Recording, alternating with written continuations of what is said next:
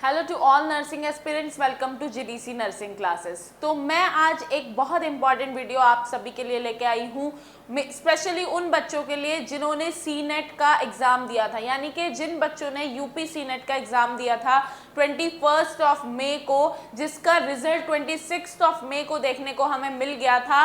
तो अब मैं बता दूं कि 2 जून से आपकी काउंसलिंग स्टार्ट हो गई है। तो बी प्रिपेयर अबाउट कि आपकी काउंसलिंग की जो डेट्स हैं, कितने राउंड होने वाले हैं, वो सारी बातें आज हम इस वीडियो में डिस्कस करेंगे कि कौन सा राउंड कौन सी दिन से कौन से दिन तक रहने वाला है, प्लस आपको सीट अलॉटमेंट कब होगा, क्या आपकी काउंसलिंग फीस रहने वाली है, क्या रिफंडेबल फीस होगी, और आपका कैटेगरी वाइज जो कट ऑफ गया है इस बार कितने ज़्यादा मार्क्स जो है कट ऑफ में गए हैं कैटेगरी वाइज, वो सब डिस्कस करेंगे। प्लस कुछ इंपॉर्टेंट पॉइंट्स हैं जो आपको काउंसलिंग के दौरान ध्यान रखना है, वो सारी चीज़ें भी आज हम इस वीडियो में डिस्कस करने वाले हैं। ठीक है, तो वीडियो में लास्ट तक ज़रूर बने रहिएगा, क्योंकि वो ये वाली जो वीडियो है वो उन सभी बच्चों के लिए इम्पॉर्टेंट है, प्लस आपके लिए इम्पॉर्टेंट है। अपने दोस्तों के साथ शेयर कर दो ताकि उन तक भी ये बात पहुंच सके। ठीक है, तो बढ़ते हैं वीडियो की तरफ। तो सबसे पहले अगर बात की जाए तो 2 जून को आपकी काउंसलिंग स्टार्ट हो गई है, यानी कि अगर बात करें राउंड 1 की, ठीक है, तो ये हम बात कर रहे हैं राउंड 1 की, जो यूपी सी नेट के बच्चों ने एग्जाम दिया था उनकी। ठीक है, तो हमें काउंसलिंग का राउंड 1 जो है वो देखने को मिला है कब, जो 2 जून से 2025 से कब तक, 9 जून 2025 तक। ठीक है, तो ये ऑन गोइंग है। ठीक है, राउंड 1। प्लस मैं बताऊं तो 30 जून 2025 को आपका सीट अलॉटमेंट हो जाएगा, काउंसलिंग सीट अलॉटमेंट हो जाएगा।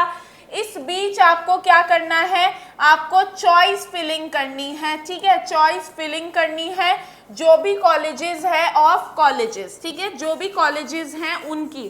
प्लस मैं बताऊं, आप इसमें गवर्नमेंट और प्राइवेट दोनों ही कॉलेज भरो, या तो सीक्वेंस वाइज भरो कि आपको कौन सा पहले चाहिए प्रायोरिटी बेसिस, या कौन सा बाद में चाहिए। ठीक है, वो सारी चीजें।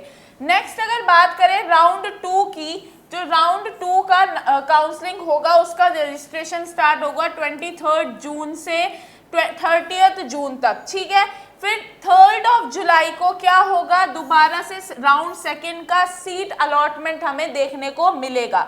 अब बात करूं 12 जुलाई, यानी कि 12 जुलाई को आपका क्या होगा, एक मॉप अप राउंड होगा काउंसलिंग का। ठीक है, यानी कि इस दौरान जो सीट्स आपकी खाली रह जाती है, कुछ बच्चे क्या करते हैं, काउंसलिंग फिल करते हैं, जिनका सिलेक्शन हो जाता है, कुछ उसको नहीं फिल करते हैं। ठीक है, तो मॉप अप राउंड में आपको एक चांस ऐसा मिल सकता है, लास्ट राउंड होगा ये। ठीक है, तो इसमें आपको सीट अलॉट होगी जो बची हुई सीट है। ठीक है, 12 जुलाई 25 से 17 जुलाई तक क्या होगा, counselling mop up round registration देखने को मिलेगा। 28 जुलाई को हमें क्या होगा, हमारा जो सीट अलॉटमेंट है मॉप अप राउंड का वो देखने को मिलेगा। ठीक है, ये हमारे क्या है, राउंड 2 के हैं कि registration and choice filling begin होगी कब, 23 जून को। रजिस्ट्रेशन एंड चॉइस फिलिंग कब तक होगी, 30 को। सीट अलॉटमेंट रिजल्ट 3 जुलाई को आएगा।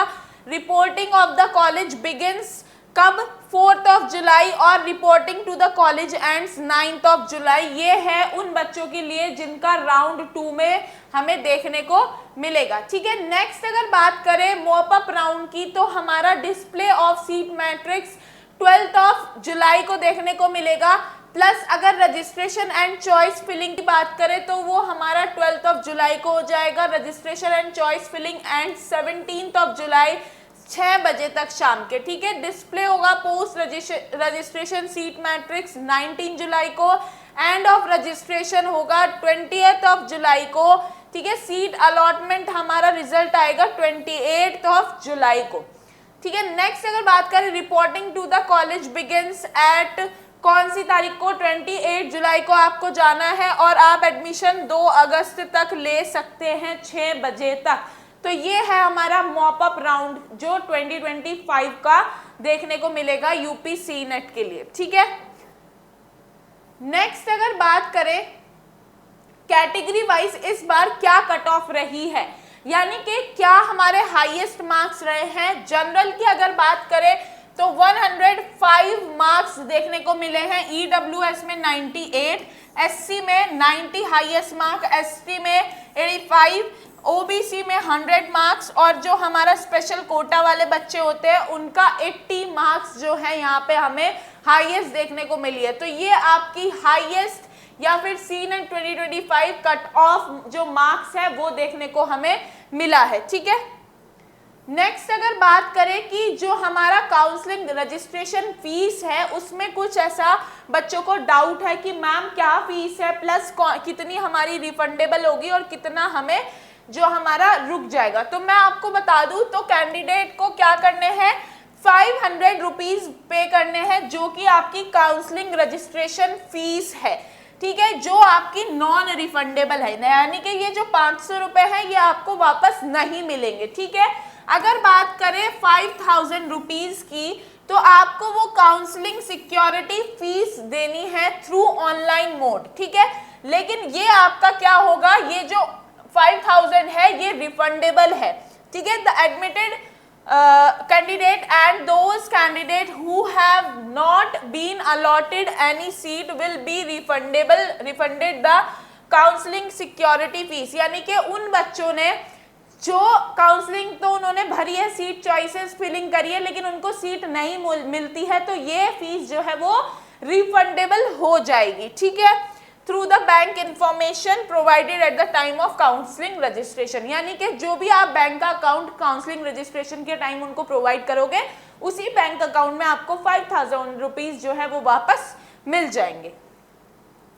नेक्स्ट अगर बात की जाए कि document verification and fee payment की, तो मैं आपको बताऊं यहाँ पे आपका क्या है कि फाइनल स्टेप होता है सीनेट का counselling process is reporting at the allotted institute.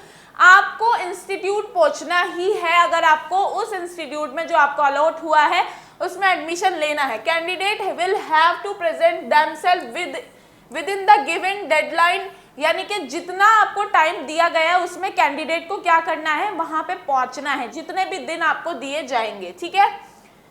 allotted institute to them, ठीक है। the admission seekers are also advised to carry the document given below as the purpose to verify at the time of admission, यानी कि आपको जो भी आपके documents हैं वो एडवाइस कर रहे हैं कि आपने डॉक्यूमेंट्स कैरी करने हैं जब आप कॉलेज में एडमिशन लेने जाओगे, ठीक है। प्लस मैं आपको बताऊंगा सीट कंफर्मेशन फी ऑफ 40,000, यानी कि जब आप सीट कंफर्म कर दोगे कि हाँ हमें एडमिशन लेना है इस कॉलेज में तो आपकी फीस क्या होगी 40,000, ठीक है। Must be paid through online mode, आपको ऑनलाइन मोड में वो क्या करनी है, पे करनी है टू कंफर्म सीट अलॉटमेंट, यानी कि यहाँ पे आपको बताया गया है सीधा सीधा अगर आपका काउंसलिंग में आपको कॉलेज अलॉट हो जाता है, आप कॉलेज पहुंच जाते हो तो आपको अपने original documents plus 40,000 rupees seat allotment को कंफर्म करना पड़ता है, यानी कि आप वहां पे एडमिशन लोगे ये कंफर्म करने के लिए आपको 40,000 पे करना पड़ेगा ऑनलाइन मोड से, ठीक है। तो ये कुछ डॉक्यूमेंट्स है जो क्या है जरूरी हैं आपको कैरी करने हैं, तो 10th marksheet and date of birth certificate, ठीक है।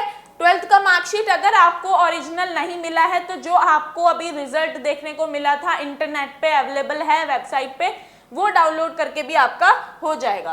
Passport size photograph, domicile certificate, category certificate, medical certificate आपके पास होना चाहिए जो कि क्या हो किसी भी मेडिकल कॉलेज या डिस्ट्रिक्ट हॉस्पिटल के सीएमओ से साइन हो और उसका स्टैम्प उस पर जरूर से होना चाहिए, ठीक है।